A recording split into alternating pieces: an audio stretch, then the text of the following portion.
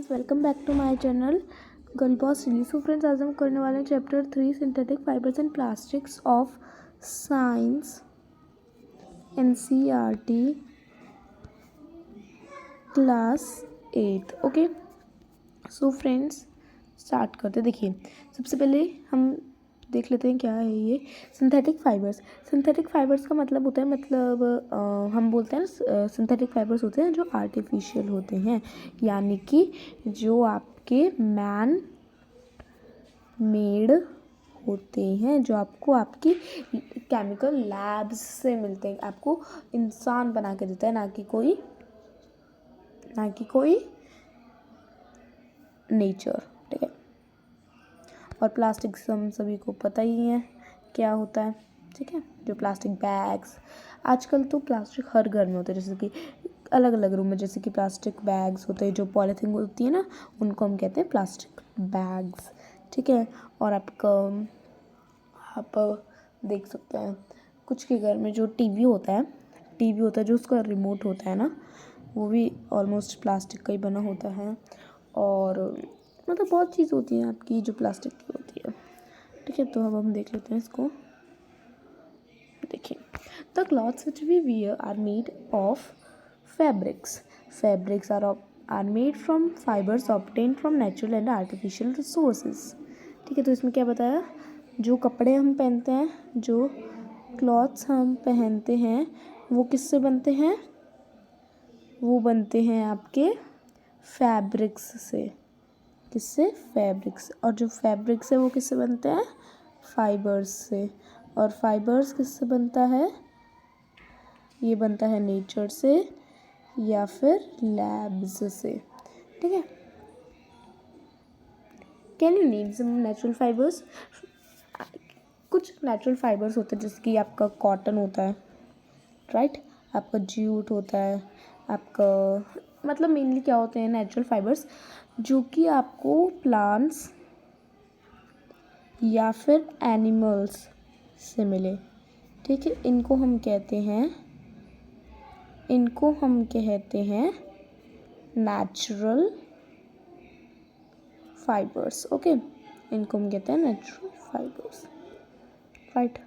आगे लिखा है fibres are also use for making large variety of household articles. जो फाइबर्स होते हैं वो हाउस होल्ड आर्टिकल्स को बनाने में भी काम आते हैं। Make a list of some common articles made from fibres, try to separate them into made from natural and those made from artificial, make entries in table 3/1। इसमें हमें इसकी एंट्रीज बनानी, मैं आपको करवा देती हूँ। ये कुछ बच्चों को बहुत ज़्यादा प्रॉब्लम आती है इनमें, तो मैं करवा देती हूँ। 1 2 3 4 5। ठीक है, देखिए मैं यहाँ पे लिख रही हूँ क्योंकि इसमें आएगा नहीं, नंबर ही नहीं आना। तो हम ले लेते हैं रोप आपकी बनी होती है नेचुरल, जो कि जूट से बनी होती है। सैक, ये भी आपकी नेचुरल होती है। आपका हैंड पर्स, ये आपका नेचुरल और मतलब आर्टिफिशियल होते हैं, सॉरी, ये मैं आपको बाद में बता दूंगी। ठीक है, हैंड पर्स, आपका रोप और आपके सॉक्स हो सकते हैं। ठीक है, अब एक और चीज़ बची ना हमारी, बस वो हम ले सकते हैं हमारे शूज़। ओके, अब देखिए, जो रोप होता है आपका वो होता है नेचुरल, जो आपके सैक होते हैं वो भी आपके नेचुरल होते हैं, हैंड पर्स आपके आर्टिफिशियल होते हैं, सॉक्स आपके दोनों होते हैं, आर्टिफिशियल भी होते हैं और नेचुरल भी होते हैं। जो आपको लिख रहा है वो आप लिख लीजिए, इधर मैं आर्टिफिशियल लिख रही हूँ, शूज़ आपके आर्टिफिशियल होते हैं। ओके, ये बनते हैं आपकी जूट से, ये आपके क्या है, सैक, ये आपकी जूट से बनते हैं, ये दोनों आपके जूट से बनते हैं। ओके, ये दोनों जूट से बनते हैं। इसके बाद आपका आता है हैंड पर्स, ये आपका बनता है लेदर से, और शूज़ भी आपके लेदर से बनते हैं। तो ये दोनों होते हैं आपके आर्टिफिशियल। नेक्स्ट आता है हमारा सॉक्स, ये आर्टिफिशियल और नेचुरल इसलिए है दोनों, क्योंकि कुछ जो सॉक्स होते हैं वो कॉटन के होते हैं और कुछ जो सॉक्स होते हैं वो पॉलिस्टर के होते हैं, तो ऐसे अलग अलग वो होता है। ओके, तो आप इसमें कुछ भी लिख सकते हैं, नेचुरल भी लिख सकते हैं, आर्टिफिशियल भी लिख सकते हैं। ओके, तो आगे आपका लिखा है फ्रेंड्स आगे आपका लिखा है why did you label some fibres as artificial. आपने कुछ जो फाइबर्स हैं वो आर्टिफिशियल क्यों लेबल किए? वो हमने इसलिए लेबल किए क्योंकि वो हमें नेचर से वो हमें प्रोड्यूस नहीं हो रहे थे। वो हमें कहाँ से प्रोड्यूस हो रहे थे? वो हमें प्रोड्यूस हो रहे थे हमारी साइंस लैब्स से, ठीक है, हमारे साइंटिस्ट से। द साइंटिस्ट हमें वो दे रहे थे, यानी कि वो मैन मेड थे, ठीक है। वो साइंस लैब से मिल रहे थे, साइंटिस्ट बना रहे थे और वो मैन मेड थे। ओके, आगे लिखा है हमने अपने प्रीवियस क्लासेस में पढ़ा है कि जो नेचुरल फाइबर्स होते हैं जैसे कि कॉटन, सिल्क, वूल, जूट एक्सेट्रा, ये सब जो हैं वो आपके क्या हैं? नेचुरल हैं, ठीक है। नेचुरल फाइबर्स आपको अगर एग्जांपल्स आपके सबसे ज़्यादा पूछे जाते हैं आपके एग्ज़ाम में तो आप ये लिख सकते हैं इसको। अगर आपकी एग्जांपल्स आपको इम्पोर्टेंट लगते तो आप इसको स्टार मार्क कर सकते हैं, ठीक है। आर ऑब्टेन्ड फ्रॉम प्लांट्स और एनिमल्स, ये आ गई आपकी एग्जांपल्स के साथ की नेचुरल फाइबर्स की डेफिनेशन, तो आप इसको स्टार मार्क कर ही लीजिए। Okay, the synthetic fibres on the other hand are made by human beings that is why they are called synthetic और man-made fibers, ठीक है। तो ये आ गई आपकी सिंथेटिक फाइबर्स की डेफिनेशन। ओके, तो इसको आप देखिए कितना मार्क करना आपको, कौन कौन सा आपको डेफिनेशन के लिए कट करना है। आपको the synthetic fibres are made by human beings, या आप सिर्फ इतना लिखिए, या फिर आप क्या लिख सकते हैं विच, हाँ, the fibres that are made by human beings are called synthetic और मैन मेड फाइबर्स। इस टाइप से ओके, मतलब आप छोटी आपको डेफिनेशन लिखनी है तो आप बस इतना कट कर दीजिए, इतना, और ये भी आप बस यहाँ से और यहाँ तक लिखिए, बीइंग्स तक, ठीक है। और अगर आपको मतलब थोड़ी बड़ी सी लिखनी है तो आप क्या कीजिए, फिर सिंथेटिक कट कीजिए, fibres are made by human beings, these, then यहाँ पे लिखिए फाइबर्स आर कॉल्ड सिंथेटिक और मैन मेड। ओके, इस टाइप से आप लिख सकते हैं। आगे हमारा आता है व्हाट आर सिंथेटिक फाइबर्स। हम सिंथेटिक फाइबर्स के और ज़्यादा डीप में जाएंगे। नेचुरल फाइबर्स भी शायद आगे हम पढ़ेंगे, अभी पहले हम इतना ही पढ़ लेते हैं। इसके बहुत सारे मतलब टाइप्स भी हैं, ठीक है। उसके बाद करेक्टरिस्टिक्स के बारे में हम पढ़ेंगे, फिर हम प्लास्टिक्स के बारे में पढ़ेंगे, तो हम नहीं पढ़ेंगे उसके बारे में। नेचुरल के बारे में हमें इतना वैसे भी पढ़ने की ज़रूरत नहीं होती है इतना डीप में। ओके, तो अब हम देख लेते हैं इसमें क्या लिखा है सिंथेटिक फाइबर्स के बारे में, ठीक है। इसमें हाँ, तो इसमें लिखा है try to recall the uniform pattern found in a necklace of beads joined with the help of a thread, or try to join number of paper clips together to make a long chain, ठीक है। तो मतलब इसमें लिखा है, आपने कोई necklace तो देखा ही होगा, देखा है ना, तो उसमें कुछ ना कुछ पैटर्न बना होता है हमारा, रेगुलर पैटर्न, यूनिफॉर्म पैटर्न। देखिए जैसे एक ब्लॉक है, एक ब्लॉक के बाद बीड, फिर एक ब्लॉक, फिर एक बीड, फिर एक ब्लॉक, फिर एक बीड, फिर एक ब्लॉक, बीड, फिर एक ब्लॉक, फिर एक बीड, फिर एक ब्लॉक, फिर एक बीड, मतलब ऐसा यूनिफॉर्म पैटर्न होता है, ठीक है। ओके, सो या पेपर क्लिप्स जब हम ज्वाइन कर लेते हैं, देखिए इस टाइप से जब हम पेपर क्लिप्स ज्वाइन कर लेते हैं तो एक पेपर क्लिप सेम, फिर दूसरी सेम, फिर तीसरी सेम, फिर चौथी सेम, फिर पाँचवीं सेम, फिर छठी, मतलब ऐसी सेम पेपर क्लिप्स एक पैटर्न बनाती है ना।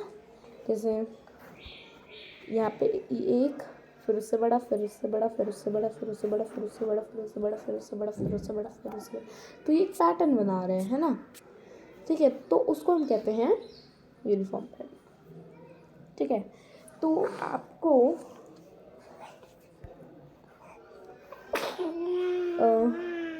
इसमें और इसमें कोई डिफरेंस दिखा नहीं, क्यों?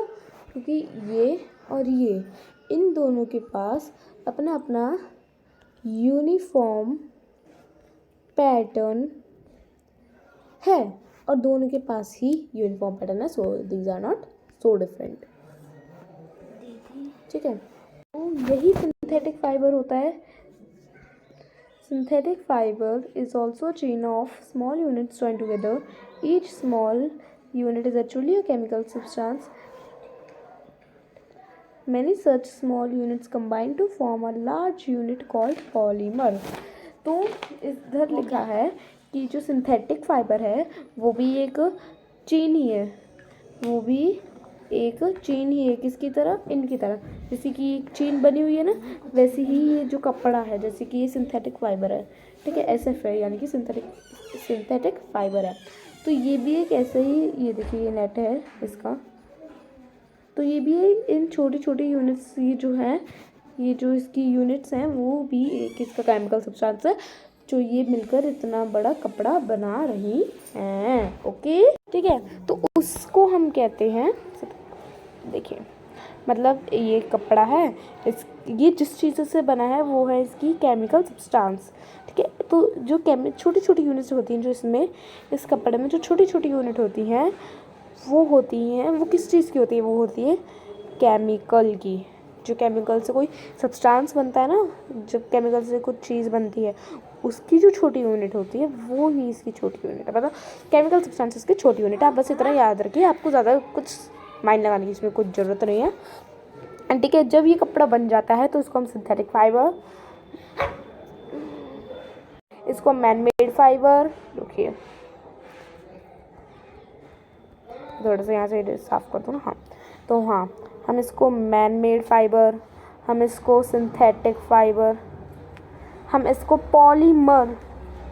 तो इधर हमारे पास 3 नेम आ जाते हैं, किसके हमारे पास 3 नेम्स आ जाते हैं, सिर्फ और सिर्फ सिंथेटिक फाइबर के। सिर्फ और सिर्फ एक कपड़े के टुकड़े के हमारे पास 3 नेम आ जाते हैं, man made fibre, synthetic fibre, polymer. ठीक है, अब देखिए आगे लिखा है। अभी पॉलीमर वर्ड कहाँ से आया? देखिए कोई ना कोई वर्ड कहीं ना कहीं से आता है।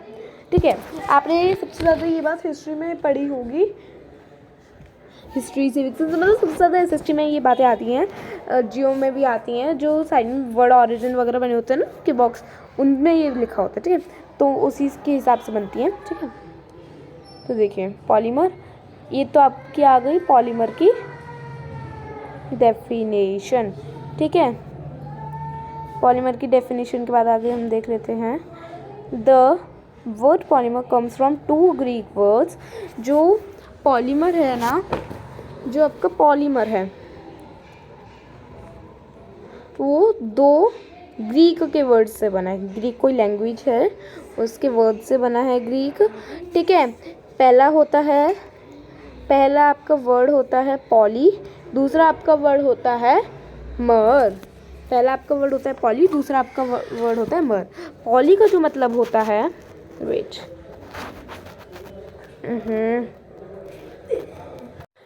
पॉली जो आपका वर्ड है उसका मतलब होता है कोई पार्ट, कोई यूनिट। ठीक है, और जो मर होता है, सॉरी, पॉली का मतलब होता है मैनी। पॉली का मतलब होता है मैनी, बहुत सारा। और मर का मतलब होता है यूनिट, पार्ट। मैनी यूनिट या फिर पार्ट। ठीक है, तो मैनी यूनिट, मैनी पार्ट मिलकर बनाता है पॉलीमर। ठीक है, जिस कपड़े के बहुत सारे पार्ट होंगे, मतलब केमिकल सब्सटेंस से बने हुए, वो होगा आपका पॉलीमर। ठीक है, आगे आपके बारे में मैंने बोला था ना सिंथेटिक फाइबर्स के भी हम टाइप्स पढ़ेंगे। मेरे यहाँ पर ना कबूतर कुछ ज़्यादा ही हैं, उनके पंखों के बाद आपको सुनाई दे रही है।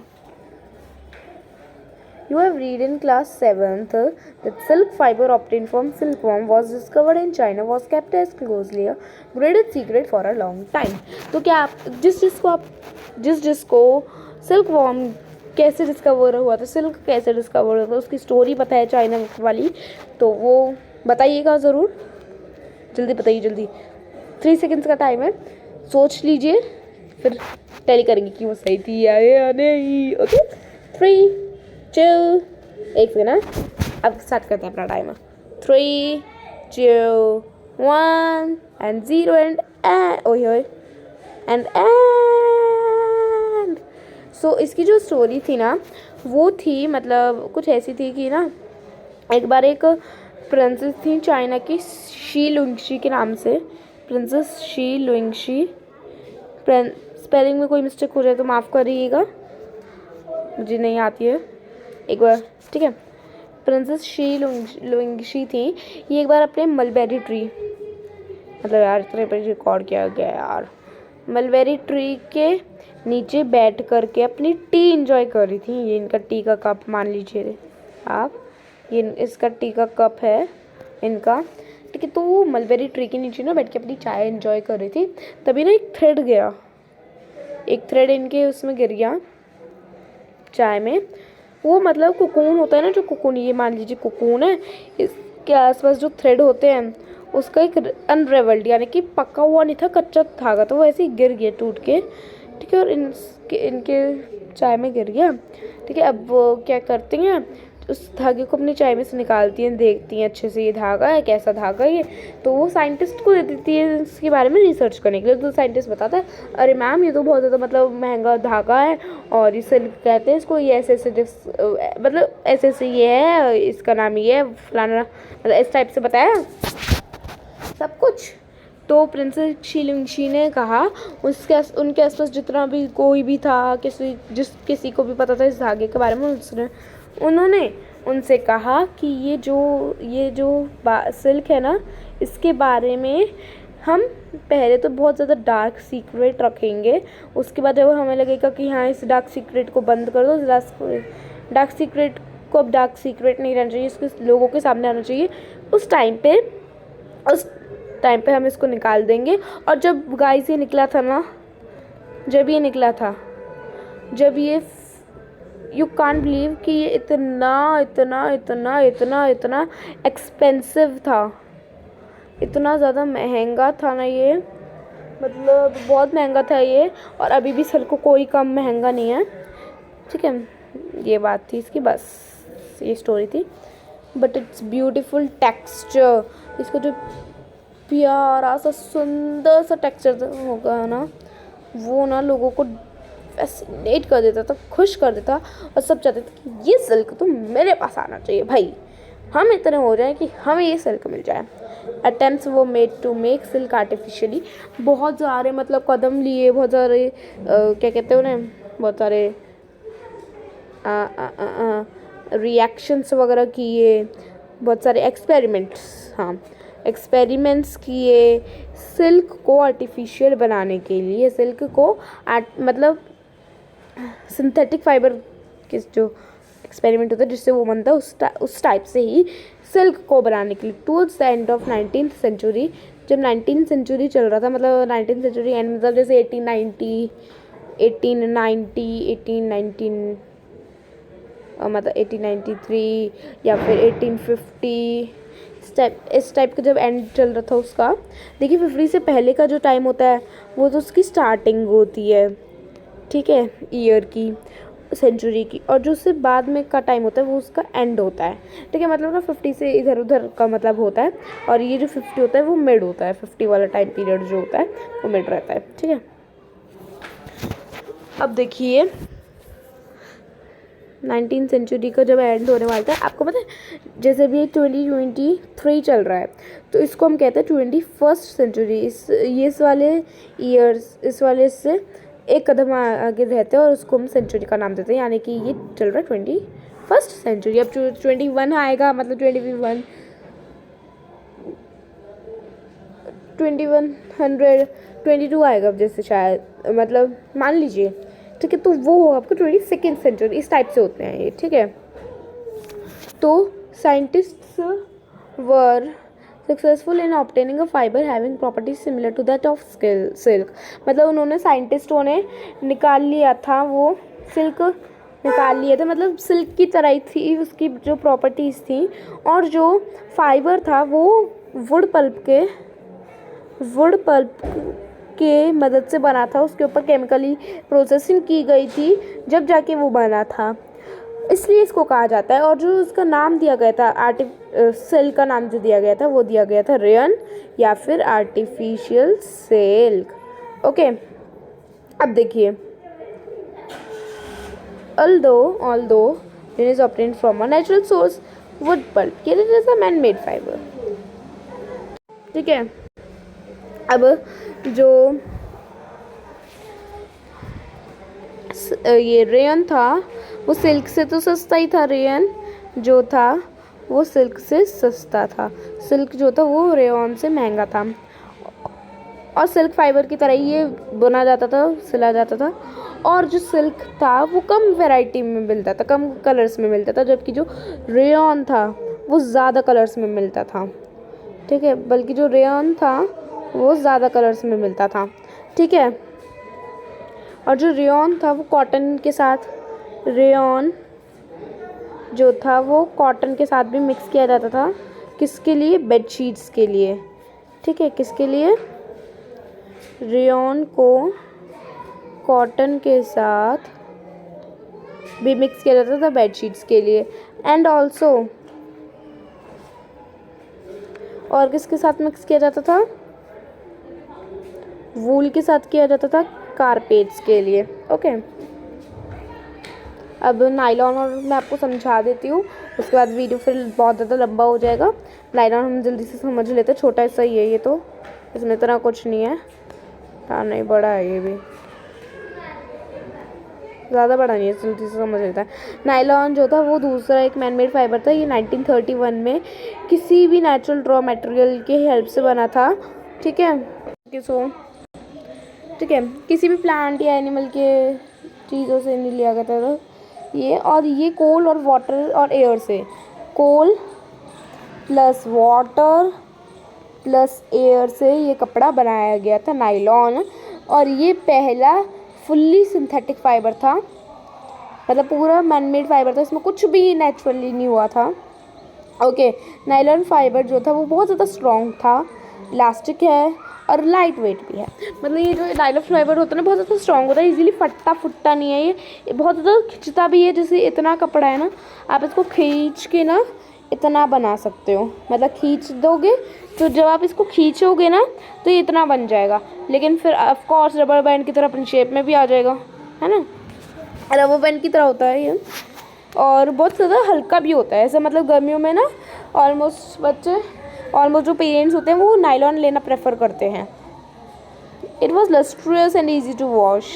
और जो ये कपड़ा होता है ना, हाँ, जो ये कपड़ा होता है, कहाँ गया लस्ट्रियस, कहाँ ये कपड़ा होता है वो बहुत ज़्यादा शाइनी सा होता है और मतलब इजी भी होता है वॉश करने के लिए। ऐसा कोई नहीं कि मशीन में ही वॉश करना, चलो खींचड़वानी, ऐसा कुछ नहीं होता। ठीक है, और ये कपड़ों को बनाने के लिए तो ये बहुत ज़्यादा ही पॉपुलर हो गया, इसलिए क्योंकि इजी टू वॉश होता है, लस्ट्रस होता है। और ऐसे और भी बहुत सारे कपड़े बनते हैं नायलॉन से, जैसे कि socks, rope, stands, toothbrush, car seats, belt, sleeping bags, curtain.